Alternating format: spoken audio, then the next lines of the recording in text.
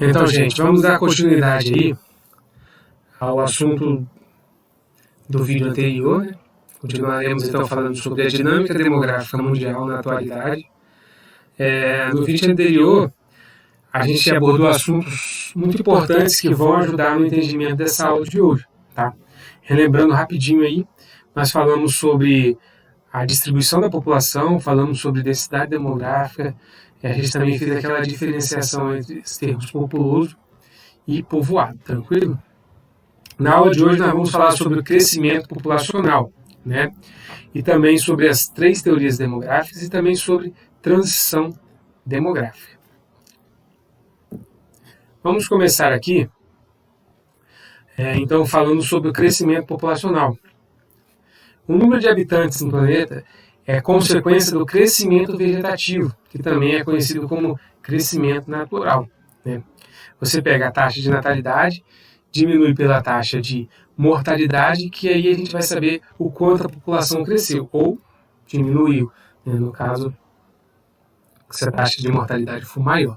Se a taxa de natalidade for maior, a gente vai ter um crescimento positivo. Se a taxa de mortalidade for maior, a gente vai ter um crescimento negativo, tá bom? Então, lá no século XVII, final do século XVII, início do século XVIII, o crescimento populacional no mundo começou a se intensificar, começando aí pelo continente europeu, né? A gente pode ver aqui, nesse gráfico, na parte de cima da tela aqui, né, como essa linhazinha azul, ela sobe vertiginosamente a partir do ano de 1800, né? E esse é o período em que vários países europeus estavam passando pela Revolução Industrial e, consequentemente, estavam passando por uma ampla urbanização. Antes desse período, a expectativa de vida era muito baixa, fato que elevava as taxas de mortalidade grandemente.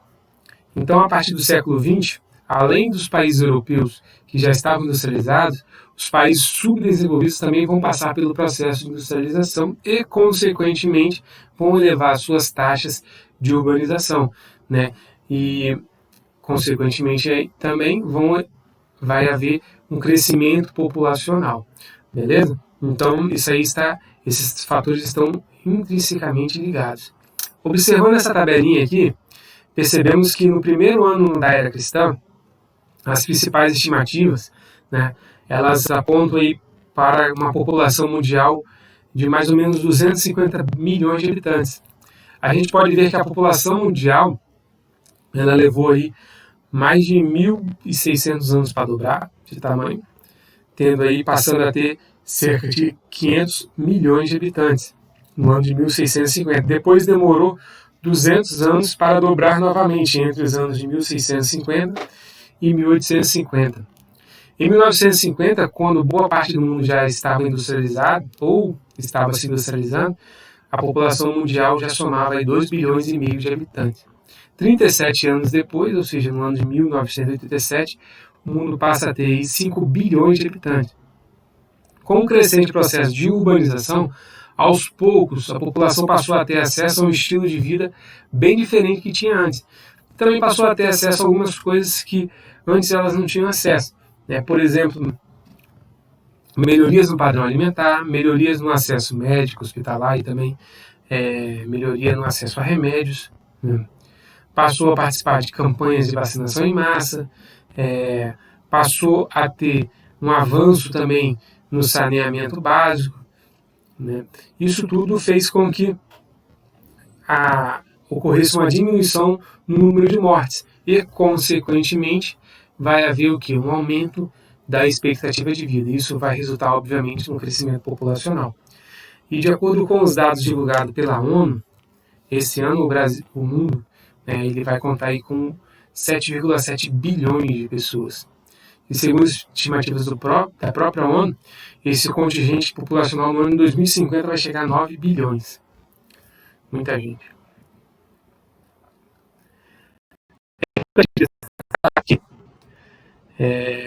O aumento populacional ele ocorre de forma distinta conforme cada continente no planeta. A África, por exemplo, ele registra um crescimento populacional aí de 2,3% ao ano. A Europa, por sua vez, apresenta uma taxa de 0,1% ao ano. A América e a Ásia possuem taxas equivalentes de 1,1% ao ano, enquanto que a Oceania de 1,3% ao ano. Também de acordo com esse mapinha que a gente tem aqui, que ilustra bem esse crescimento desigual, a gente pode ver como ocorre essa variação, né, dentro de cada continente. Levando em consideração aí o período de 2000 a 2014, a gente vai ver aí, por exemplo, os dois extremos, pegar os dois extremos principalmente, o continente africano e o continente europeu. O continente africano, ele apresenta o maior crescimento nesses 18 anos, com 56,6%, enquanto que o continente europeu apresentou o menor crescimento populacional, pouco mais de 2%, durante esses 18 anos. E uma coisa importante que a gente pode ressaltar aqui, é que analisando esses dados, é que muitas das populações no mundo que crescem mais rapidamente estão justamente nos países mais pobres. E esse crescimento ele vai trazer desafios ainda maiores para os governos desses países, né? Por quê? Vamos ter desafios como diminuir a pobreza, promover uma igualdade entre a população. Também a gente pode citar aí o combate à fome, combate à desnutrição. No caso da África, eles têm um problema gravíssimo lá, que é a questão do ebola, que é a questão da AIDS, né? E além disso tudo, garantir aí um acesso a uma educação de qualidade e pública para essas pessoas, né? Então a gente pode chegar a essa conclusão. Agora aqui nós vamos falar sobre as principais teorias demográficas, tá bom? O que seriam essas tais teorias demográficas? Teorias demográficas é o que a gente pode dizer que são espécies de instrumentos que analisam aí o comportamento da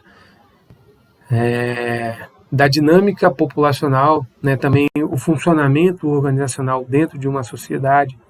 Então, para isso, são feitos diversos estudos, diversas observações ao longo dos anos, né? Algumas hipóteses elas são levantadas no que diz respeito, por exemplo, a gente pode citar fazendo uma relação entre a quantidade de pessoas na Terra e também a disponibilidade de recursos para essa população. E nós vamos falar sobre essas três teorias, a malthusiana, a reformista, né, que também pode vir na provinha lá do Enem, ou no concurso público, ou no vestibular que você for fazer, também como teoria marxista, e também falaremos sobre a teoria neomalthusiana por último. Para começar nosso estudo nessa questão aí, vamos abordar agora a primeira teoria demográfica, que é a teoria malthusiana. A teoria populacional malthusiana é uma teoria que ela foi desenvolvida por esse camarada aí, ó, esse bonitão aí, né?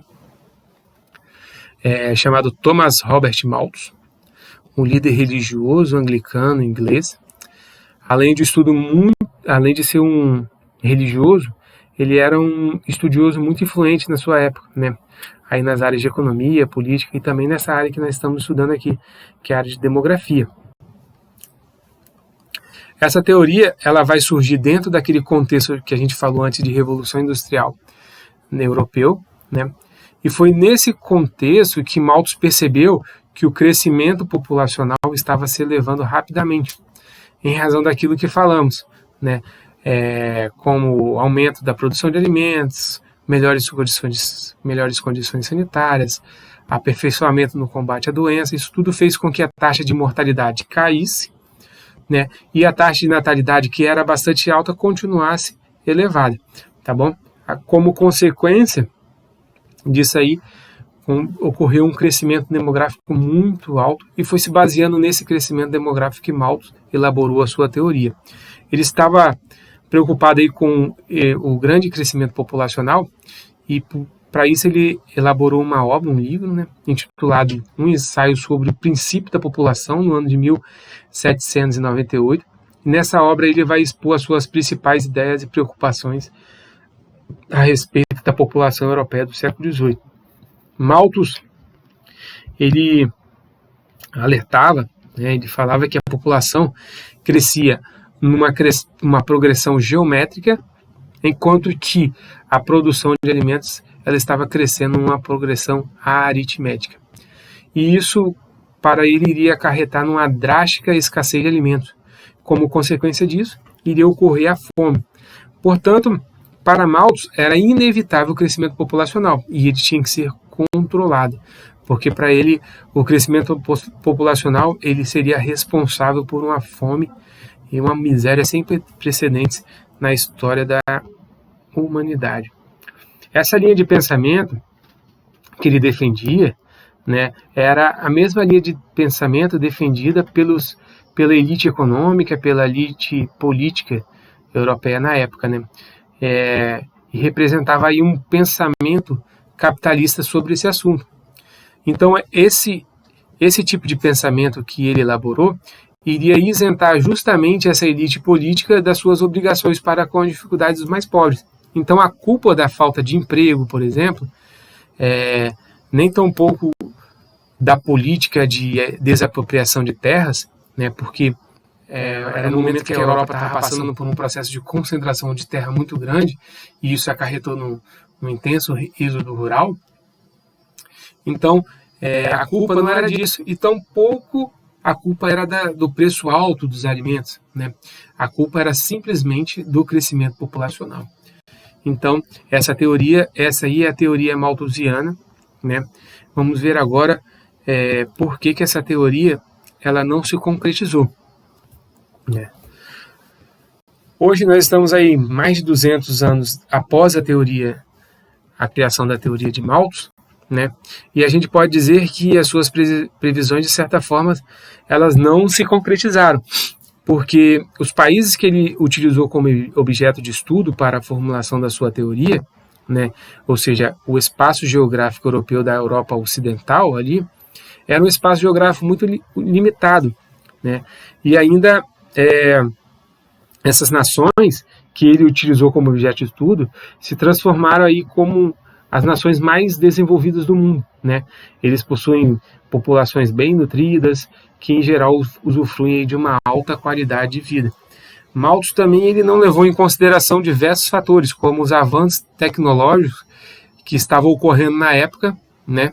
Sobretudo nos países industrializados. Esse avanço tecnológico chega no meio rural e permite aí grandes saltos na produção agrícola.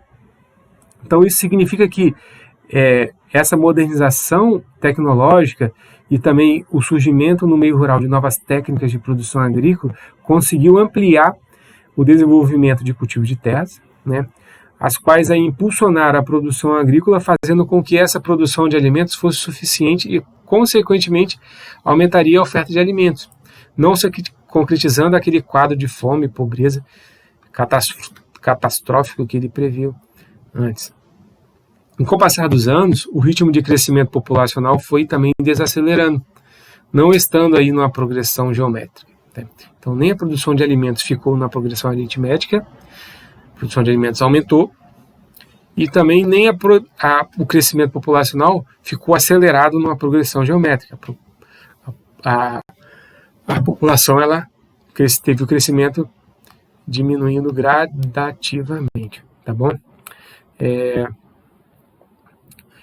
Existem países ainda, né, que dentro desse contexto europeu, que a população está até diminuindo, né? Então foram países que foram utilizados como objeto de estudos por ele, né? E também a produção de alimentos, ela nesses países é muito grande.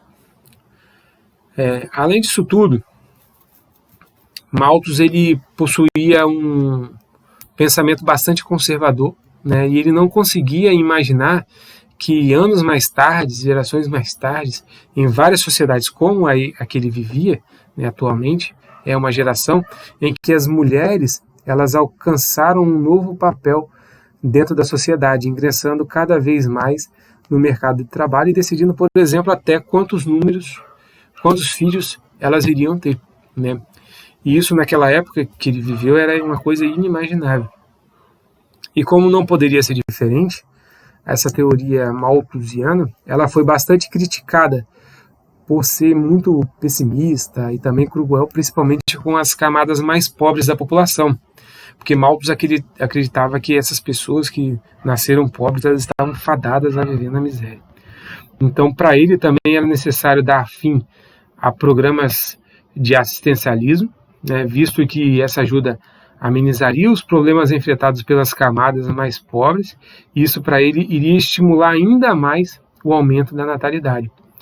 Olha a visão do cara. Na visão dele, a população mais carente tinha que sofrer ainda mais para assim ter menos filhos, né? Isso aí é bem parecido com os dias atuais, quando algumas pessoas elas falam, por exemplo, que as pessoas mais pobres que recebem o auxílio do programa Bolsa Famílias têm muitos filhos só para aumentar a quantidade de benefícios que elas vão receber, né? Coisas bem atuais, né, que aconteceram lá no século XVIII.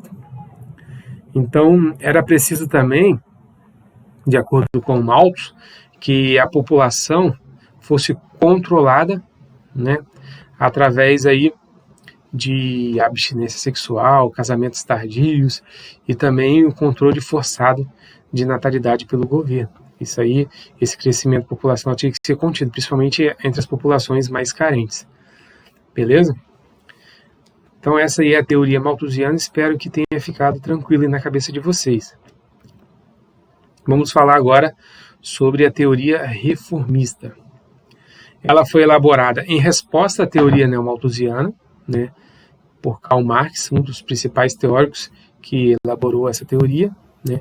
Por isso ela tem esse nome, ela é chamada também de teoria marxista, e se constitui como a principal contestação à teoria de Malthus. E aqui que eu gostaria que vocês prestassem bastante atenção, porque estranhamente essa teoria não tem no livro de vocês, não faço a mínima ideia por quê. Tá bom? Então vamos lá. Segundo a teoria reformista, uma população jovem e numerosa, em virtude de elevadas taxas de natalidade, não é causa da pobreza, mas consequência de um subdesenvolvimento. Malthus falava que uma população grande ele era a causa. Marx já vai falar que é uma consequência, né? Nos países desenvolvidos, por exemplo, onde o padrão de vida da população é alto, o controle da natalidade ele vai ocorrer juntamente com a melhora da qualidade de vida da população, que vai ser passada aí de geração para geração. Ou seja, de acordo com Marx, a população pobre ela não era responsável pela sua própria pobreza, e muito menos responsável pelo acelerado crescimento populacional. Mas, segundo ele, isso estava inserido dentro de uma lógica do sistema capitalista ao qual a população estava submetida, porque para ele a fome e a desigualdade são elementos inseparáveis do sistema capitalista, e eles só deixariam de existir, então, quando o sistema capitalista acabasse. Marx afirmava ainda que o quantitativo de habitantes e de alimentos não tem relação com a fome e com a miséria, mas sim com a distribuição da renda e também da distribuição de alimentos, né, que ficava concentrada aí nas mãos da classe dominante, que no caso aqui era a burguesia europeia, né, que era composta principalmente pelos donos das grandes fábricas que exploravam aí os trabalhadores com baixos salários e precárias condições de trabalho. Nos países subdesenvolvidos, uma população jovem e numerosa, ela só vai se tornar um problema ao desenvolvimento da economia quando não são realizados altos investimentos nas áreas sociais, principalmente a gente pode falar de áreas de educação e também áreas de saúde. Então isso aí desculpa, vai gerar uma situação em que vai haver uma enorme quantidade de mão de obra desqualificada que vai entrar no mercado de trabalho. E, de certa forma, isso vai ser um entrave muito grande para o desenvolvimento econômico e social de um país, né? Então, para que haja um equilíbrio na dinâmica demográfica, é necessário, então, primeiro, enfrentar esses problemas, enfrentar essas questões de ordem sociais e de ordem econômica. Para isso, como eu falei antes, os investimentos em áreas de educação, por exemplo, são de fundamentais importância, tá? Para melhorar os indicadores de um país. Porque quando dentro de um cotidiano familiar, quando existirem condições miseráveis, né, as pessoas vivendo em pobreza, em extrema pobreza, as pessoas elas não vão ter uma consciência ampla a respeito das questões econômicas, a respeito das questões sociais.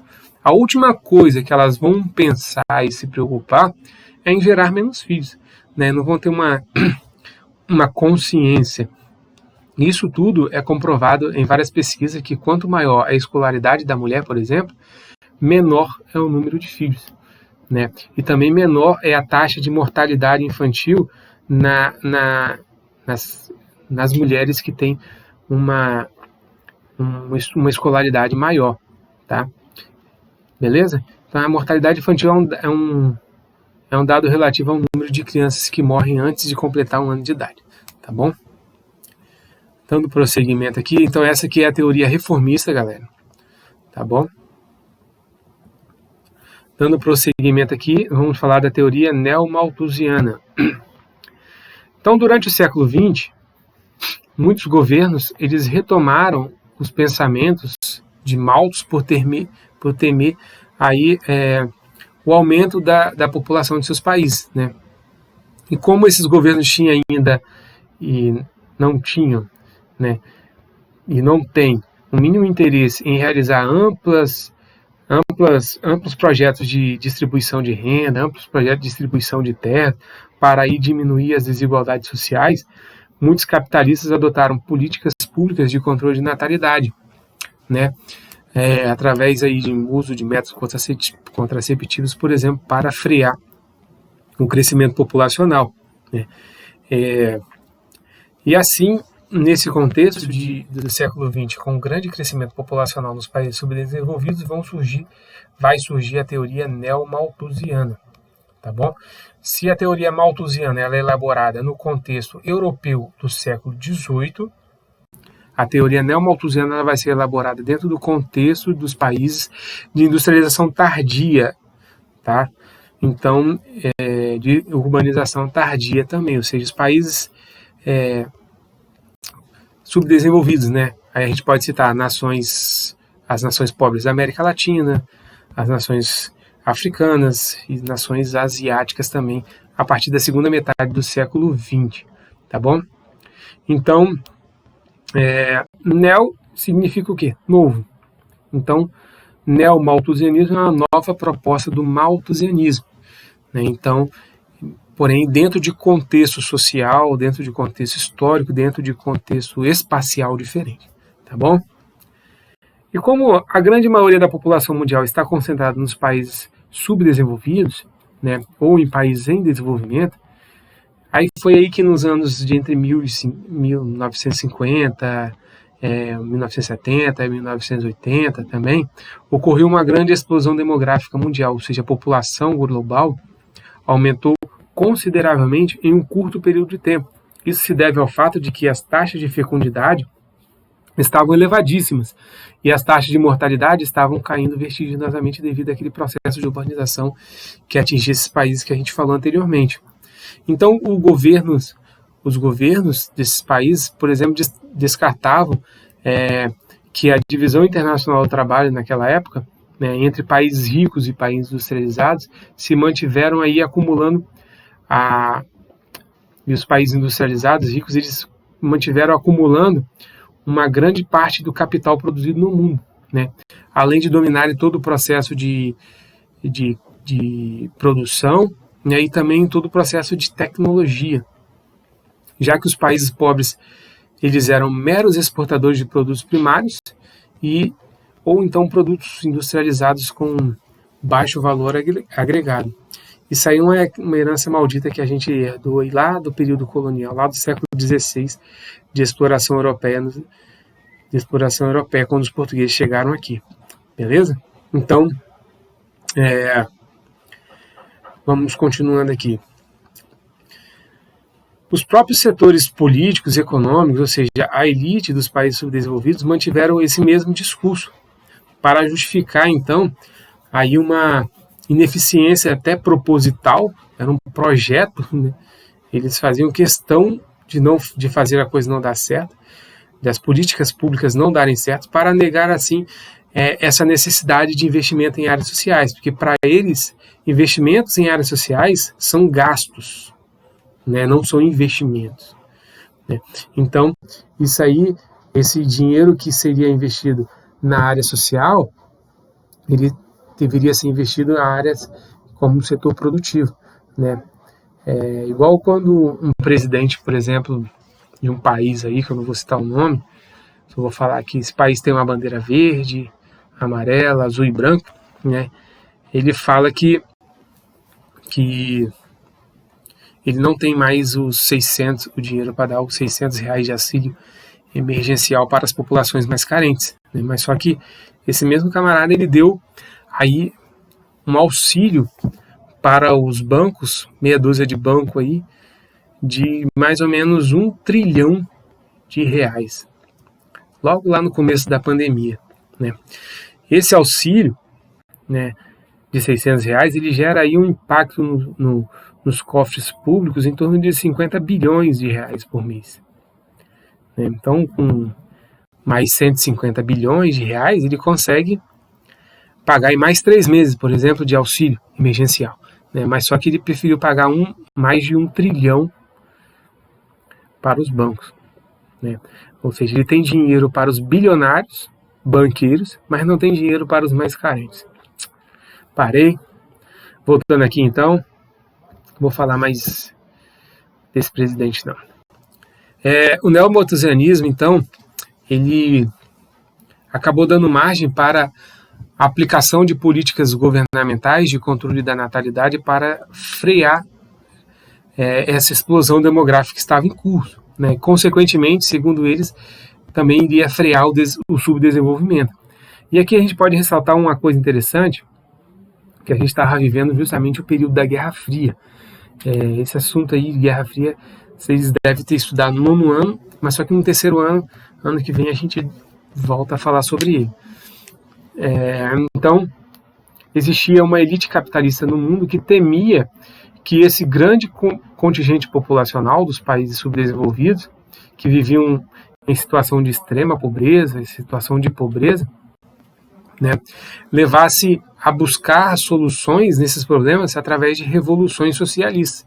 Então era preciso conter esse crescimento populacional para também, assim, conter essas possíveis revoluções, né? Então, dessa forma, o controle de natalidade nas populações dos países subdesenvolvidos era formulado pelos países ricos, que disponibilizavam aí anticoncepcionais, além de incentivar a realização de cirurgias como vasectomia nos homens, laqueaduras nas mulheres. Em alguns casos, como aqui no Brasil, houve aí até uma esterilização forçada em massa de mulheres durante o nosso regime militar, né? No Peru também aconteceu isso durante o presidente lá, Fujimori, né? Na Índia também isso aconteceu. Então, em muitos países aconteceu essa esterilização forçada de mulheres, né? Então, como a gente pode notar nitidamente, o subdesenvolvimento ele permanece até hoje, mesmo nos países que apresentam baixos índices de crescimento demográfico.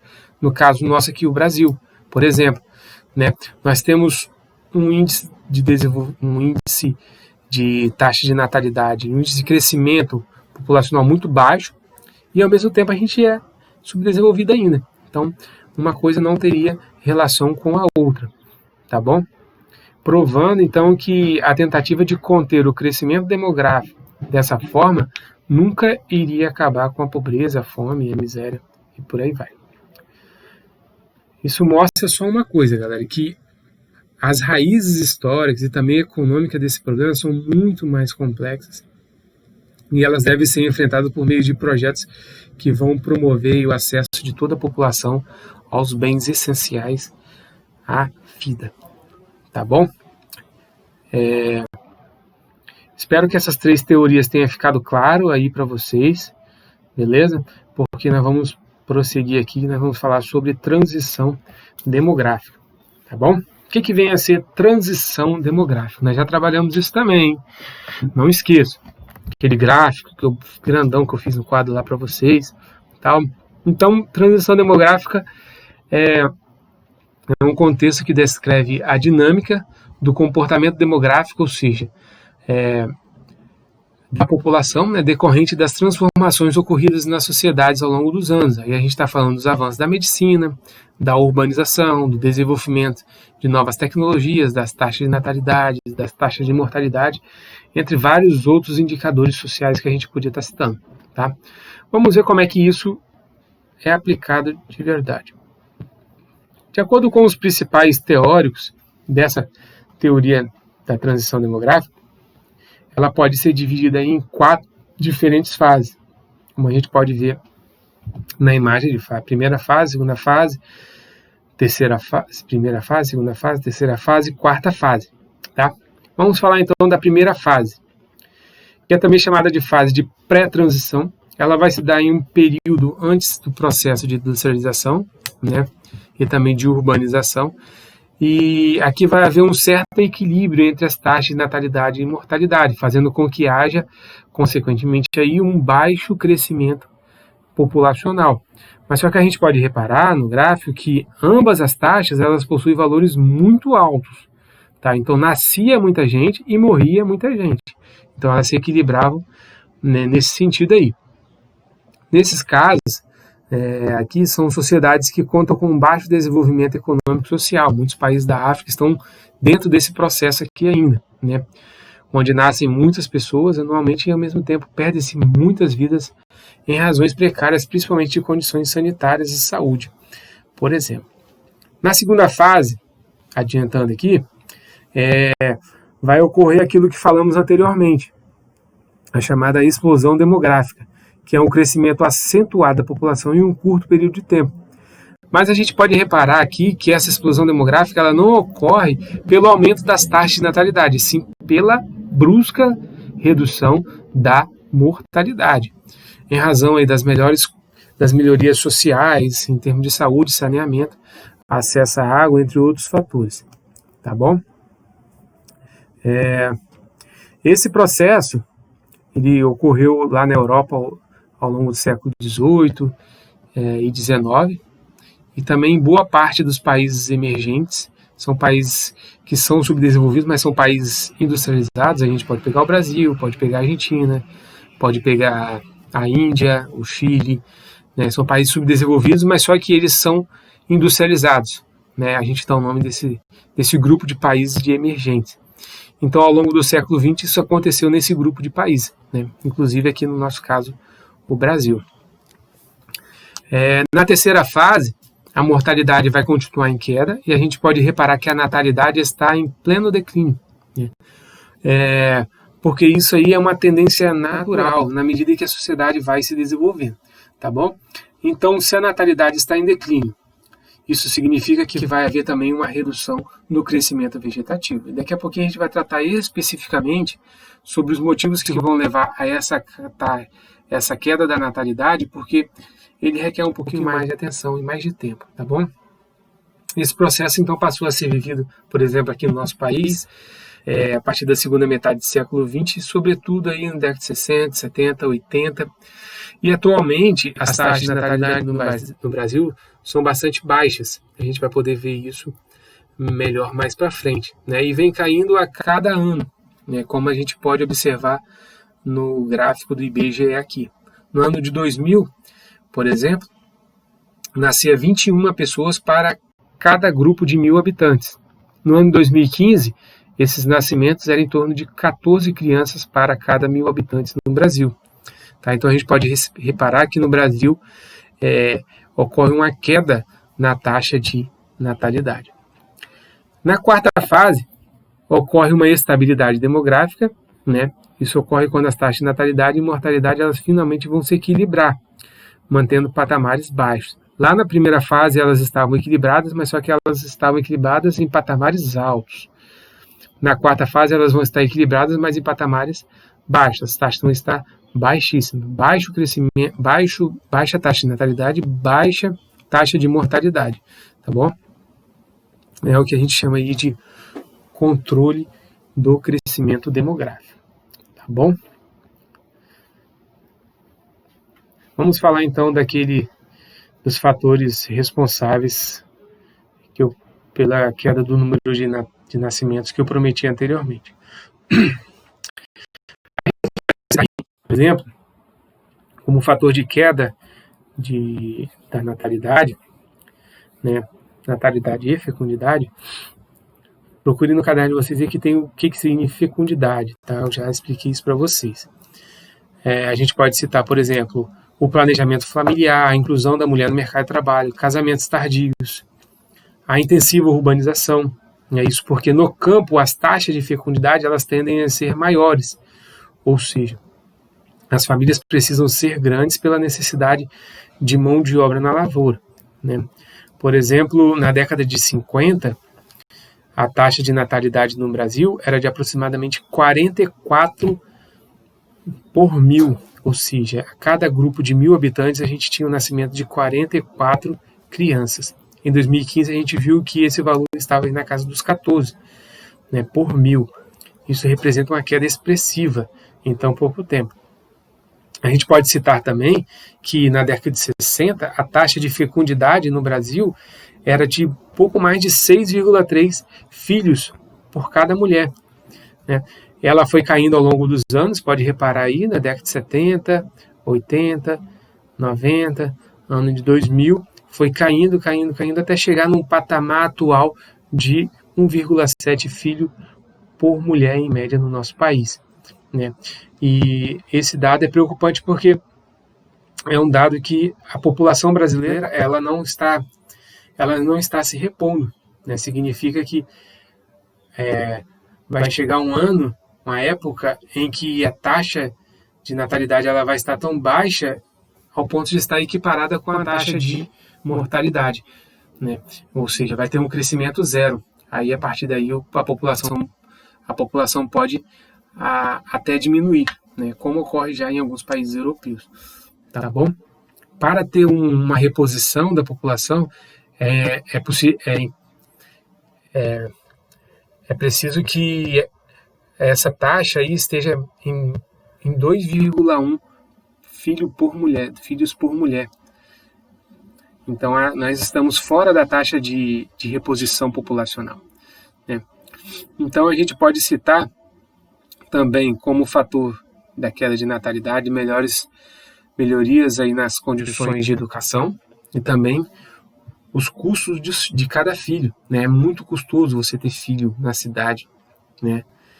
E para dar um finish na aula, ilustrar melhor essa queda da fecundidade no mundo também. Isso não é uma coisa que acontece só no Brasil, é uma tendência mundial, né? Tem esse gráfico aí que pode constatar isso aí, beleza? Bom, gente, é isso aí que eu queria passar para vocês hoje. Espero que tenha conseguido fazer vocês entenderem aquilo que estava proposto para a gente. Mas caso tenha ficado alguma dúvida, vocês sabem aí como me contactar para que a gente possa esclarecer isso melhor, tá bom? Valeu, fiquem na paz, não esqueçam de se cuidar.